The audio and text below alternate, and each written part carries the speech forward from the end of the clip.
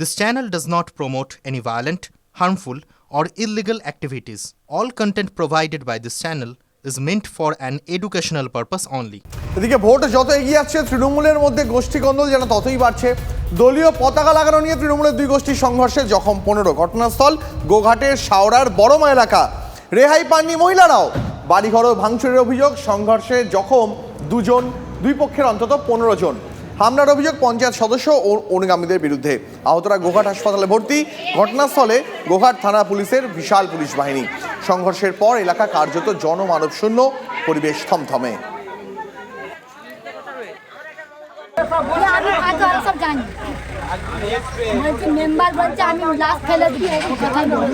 পঞ্চায়েতের মেম্বার মারধর করেছে। ফ্ল্যাগ বাঁধার জন্য সব এক কাছে জড়ো হয়েছিল বা ফ্ল্যাগ বাঁধাতে টিএমসি, সেই নিয়ে ওখানে ওরা ওই মেম্বার পক্ষ এসে আমাদেরকে মারধর আরম্ভ। মানে তৃণমূলের মেম্বার পক্ষ? হ্যাঁ, তৃণমূলের মেম্বার পক্ষ। আমরা একটা মমতা যাচ্ছিল, তারপরে এসে দেখছি সব লাঠি ছুটে এসছে। কে আসছিল? এসছে তো সব এই মেম্বারের বউ, এই মেম্বারের বেটা, মেম্বারের ভাই, মেম্বারের বাপ। কি কারণে?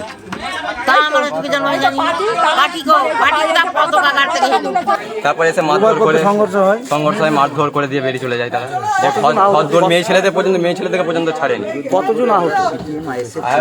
মোটামুটি 11 জন। তাদের সাথে আমরা আলোচনা করব যে কি আছে বিষয়টা, নিশ্চিতভাবে খতিয়ে দেখছি। দোষ গুণ ত্রুটি যা আছে না আমাদের দলীয় অভ্যন্তরীণ বিষয়, সেটাকে নিয়ে বসে আমরা মিটিয়ে নেব। সামনে লোকসভা ভোট, আর ভোটের আগে বিভিন্ন জায়গা থেকে তৃণমূলের গোষ্ঠী সংঘর্ষের খবর আসছে। যেমন হারোয়ার ঘুষিঘাটা বাজারে, সেখানে তৃণমূলের গোষ্ঠী সংঘর্ষ, এবং সেই গোষ্ঠী সংঘর্ষে জখম 3।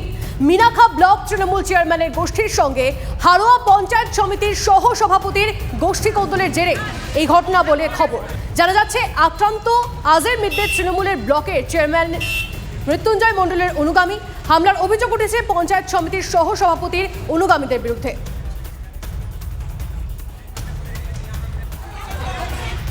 রাস্তা দাও, ভোট নাও, প্ল্যাকার্ড হাতে বিক্ষোভ মহিলাদের। রাস্তা না হলে ভোট বয়কটের ডাক পুরসুরার হরিহর গ্রামে।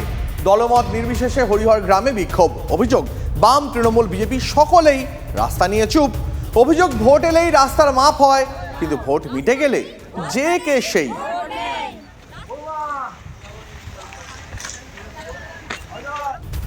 আগে রাস্তা, জল, তারপরে ভোট। রাস্তা তৈরি না হলে জলের সংকট না মিটলে ভোট বয়কটের হুঁশিয়ারি হুগলির দাঁতপুরের বালিপোখারি গ্রামের বাসিন্দাদের। গ্রামে ঢোকার মুখে ভোট বয়কটের ব্যানারও টাঙিয়েছেন এলাকার ক্ষুব্ধ বাসিন্দারা।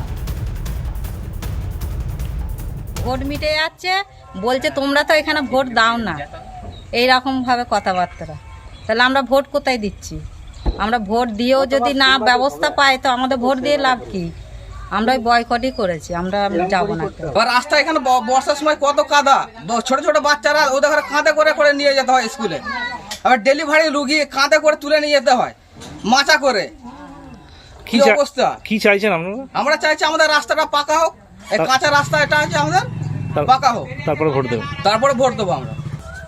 রাস্তা জলের অসুবিধা খুব, ছেলেমেয়েরা যেতে পারছে না, কাদায় পড়ে যাওয়ায় অসুবিধার জন্য আমাদের ছেলেমেয়েরা স্কুল যেতে পারছে না, তার জন্য আমরা ভোট দেবো না। রাস্তা করে দেবো বলছে, তো রাস্তা করে দেবো বলে ভোট মিটে আছে, তখন বলছে যে না রাস্তা এখন হবে না। দীর্ঘদিন ধরে এরকমই হচ্ছে, তার জন্য আমরা ভোট বয়কট করেছি। পানীয় জল বাড়ি বাড়ি পৌঁছে দেওয়ার ব্যবস্থা চলছে। হয়তো কিছু কিছু জায়গায় যেতে একটু দেরি হচ্ছে, সেগুলো খুব তাড়াতাড়ি তাদের বাড়িতে পৌঁছে যাবে। আর রাস্তাঘাট আমরা যথেষ্ট করেছি, এখনো রাস্তাঘাট হচ্ছে। যদি কোনো জায়গায় এরকম রাস্তাঘাট বা পানীয় জলের দাবি থাকে আপনারা আমাকে জানালেন, যদি প্রয়োজন হয় তারা যদি যোগাযোগ করে, তাদের ইমিডিয়েট একটা ওই টিউবওয়েল ওদের ওখানে করে দেওয়া যেতে পারে, সেটা আমি দেখছি। যারা করেছে পানীয় জল আসছে, পানীয় জল নেই, রাস্তা নেই, যেভাবে তারা বলছে, তার মানে রাজ্য সরকারের উপর ক্ষোভ আছে। আমি তাদেরকে অনুরোধ করব যে তারা নরেন্দ্র মোদীজিকে ভোট দিক। আমরা কথা দিচ্ছি যে তাদেরকে কিভাবে নরেন্দ্র মোদীজির কেন্দ্রের সরকারের টাকা, তাদের অধিকার তাদের কাছে ডাইরেক্ট পৌঁছে দেওয়া যায়, সেটা এইবারে আমরা 5 বছরের কর্মসূচিতে আমরা দেখে নেব।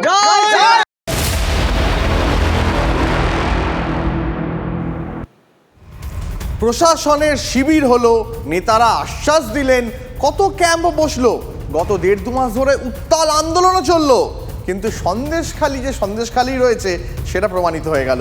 সন্দেশখালীর মাটি থেকে দুর্নীতিকে উৎখাত করতে পারেনি, গতকালই তার পর্দা ফাঁস করেছে TV9 বাংলা। আজ দেখাবো দুর্নীতির এপ্রিল ফুল, মানে কিভাবে বোকা বানানো হয়েছে সন্দেশখালীর বাসিন্দাদের। এপ্রিল ফুল শব্দবন্ধ TV9 বাংলার নয়, এই শব্দবন্ধ সন্দেশখালীর শেহরা রাধানগর পঞ্চায়েতের ছেঁড়াখালীর বাসিন্দাদের। কেন দেখুন। রীতিমতো থানায় অভিযোগ দায়ের হয়েছে। সেই অভিযোগ দায়ের করেছেন দুজন, দুঃখীরাম সর্দার আর সমীর দাস।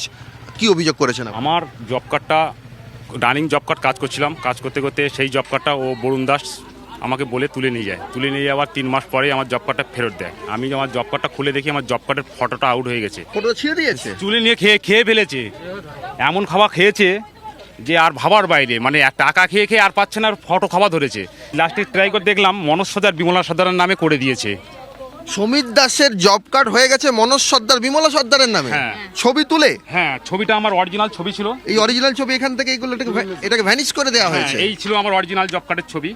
এটা আপনার অরিজিনাল জব কার্ডের ছবি? হ্যাঁ, এই দেখুন আমার অরিজিনাল জব কার্ডের ছবি। হ্যাঁ, সেই ছবিটা জানতে চাইলাম, বললো আমরা জানি না। গিয়ে পরীক্ষা করলাম বিডিও অফিসে, গিয়ে বিডিও অফিস থেকে বললো এই জব কার্ডটা মনোজ সর্দার বিমলা সর্দারের নামে হয়ে গেছে। এই নাম্বার, এই যে জব কার্ডের যে নাম্বারটা আছে। হ্যাঁ, এই হচ্ছে আমার থানার অভিযোগের কপি। আমি পুরো এপ্রিল ফুল করে দিচ্ছে থানার থেকে পাঠিয়ে দিচ্ছে বিডিও অফিসে এপ্রিল ফুল হয়ে যাচ্ছি, মানে টোটালি এপ্রিল ফুল হয়ে যাচ্ছি। এপ্রিল মাসের 1 তারিখে করেছি, এখন এপ্রিল ফুলেই হয়ে যাচ্ছি, মানে এর সমস্যার সমাধান পাচ্ছি না। রাজ্যের দেওয়া 100 দিনের কাজের টাকা লুট সন্দেশখালীতে। পরিযায়ী শ্রমিক দম্পতির অ্যাকাউন্ট ব্যবহার করে টাকা তুলে নেওয়ার অভিযোগ। পরিযায়ী শ্রমিক দম্পতি কেন্দ্রের 100 দিনের কাজই করেননি, দম্পতির অ্যাকাউন্টে ঢুকেছিল রাজ্যের দেওয়া টাকা। সেই টাকা লুটের অভিযোগ সন্দেশখালীর শাসক নেতার বিরুদ্ধে। দেখুন। দুঃখীরাম সর্দার, তার স্ত্রী প্রতিমা সর্দার, তিনি কাজ করেননি, অথচ তার নামে টাকা ঢুকেছে। কি ঘটেছে আপনাদের সামনে? যিনি সুপারভাইজার করেন উনি বলছেন কি তোমার অ্যাকাউন্টে টাকা দিয়ে দিয়েছি, তোমরা গরিব মানুষ, তা তোমরা কাজ করনি, ঠিক আছে, বাইরে চলে গেছিলে, তা তোমার অ্যাকাউন্টে টাকা দিয়ে দিয়েছি। টাকাটা তোলার জন্য আমাকে খুব বারবার করে ফোন করতো, দিনে না হলে 3-4 বার করে ফোন করে বলতেন কি টাকাটা তোলো, আমার মা খুব অসুস্থ, ডাক্তার দেখাতে হবে। তাই টাকাটা তোলার জন্য খুব রিকোয়েস্ট করতেন আমার কাছে। তা আমার কাছে টাইম ছিল না বলে আমি তুলিনি। ওইটা আমার স্বামী আমাকে আবার বলেছিলেন কি তৃতীয় কেউ যেন না জানে, তা আমার স্বামী জেনে ফেলেছে। তারপরে বললো কি না, আমি এসব হতে দেব না, আমি সবাইকে জানাবো। কত টাকা ঢুকেছিল আপনার অ্যাকাউন্টে, আপনার স্বামীর অ্যাকাউন্টে? 16 দিনের কাজের টাকা। 16 দিনের কাজের টাকা কত টাকা? 3408 টাকা। 3400। আপনারা কাজ করেননি? না, আমরা বাইরে চলে গেছিলাম, কাজ করিনি। আমরা টাকাটা নেব কেন? অন্য টাকা যারা কাজ করেছে তাদেরকেই দেওয়া দরকার। আমরা কাজ করিনি, আমরা গরিব মানুষ হতে পারি, কিন্তু চুরি করে খাওয়া অভ্যেস নেই আমাদের। এই মুহূর্তে আরো একটা ব্রেকিং নিউজ। কালিম্পংয়ের বিধায়ক বিষ্ণুপ্রসাদ শর্মার নিরাপত্তা সরল। হামলা হলে অমিত শাহ, রাজু পেশা দায়ী থাকবেন, তোপ বিষ্ণুর। কালিম্পং থেকে বিজেপির টিকিটে বিধায়ক হন বিষ্ণুপ্রসাদ। লোকসভায় বিজেপি প্রার্থীর বিপরীতেই লড়ার ঘোষণা করেন তিনি। রাজু পেশার বিপরীতে নির্দল প্রার্থী হয়ে লড়ছেন বিষ্ণুপ্রসাদ।